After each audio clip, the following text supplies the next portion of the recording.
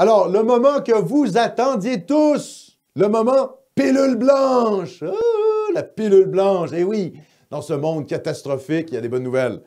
Là, qu'est-ce qu'on a? La Nouvelle-Zélande, mon cher Philippe. Oui. Qu'est-ce qui se passe en Nouvelle-Zélande? Nouvelle-Zélande, mais c'est la gauche là-bas. Et oui, c'est la gauche. Alors, encore un bon article du blog Pour une école libre que je ne vous recommanderai jamais assez. Allez sur le site Pour une école libre. Très bonne revue de presse qui est faite sur ce site.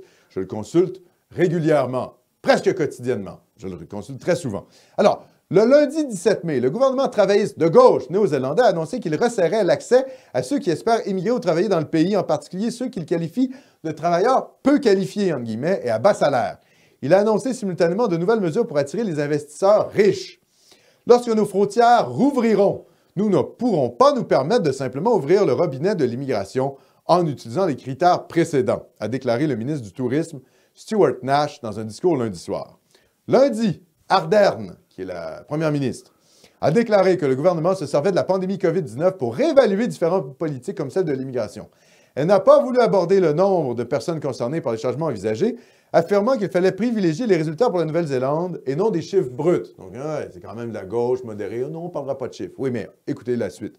La politique d'immigration du gouvernement travailliste, après son élection en 2017, consistait à réduire la solde migratoire d'un tiers environ, soit 20 000 à 30 000 migrants par rapport au total d'alors d'environ 73 000. 73 000.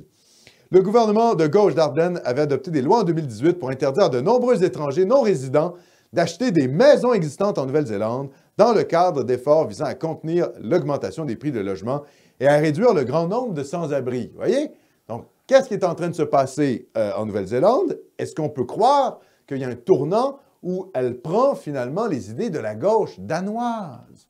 Cette fameuse gauche danoise, que fait-elle? Eh bien, elle réduit l'immigration non occidentale. Pourquoi? Parce qu'elle se rend compte que c'est en train de changer le substrat civilisationnel de son pays. Et elle ne veut pas changer de civilisation. Les Danois ne veulent pas connaître ce que connaissent les autres pays occidentaux qui ont accepté une immigration massive du tiers-monde. On peut penser à la Belgique, on peut penser à la Hollande, on peut évidemment penser à l'Hexagone remplacé, et évidemment le Royaume-Uni totalement cocufié où il y a des tribunaux chariatiques.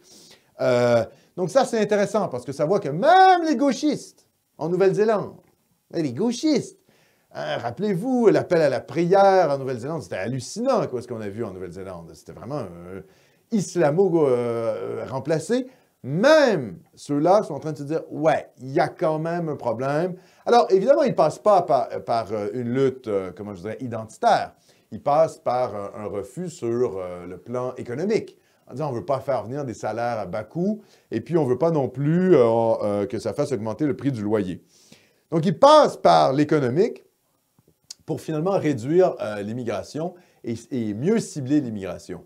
C'est quand même intéressant. Il faut laisser à la gauche ses présupposés intellectuels pour réduire l'immigration. Ça, c'est correct. Moi, je suis prêt, moi, je suis très loin, hein? Je suis capable de tendre la main à la gauche qui refuse le changement de peuple.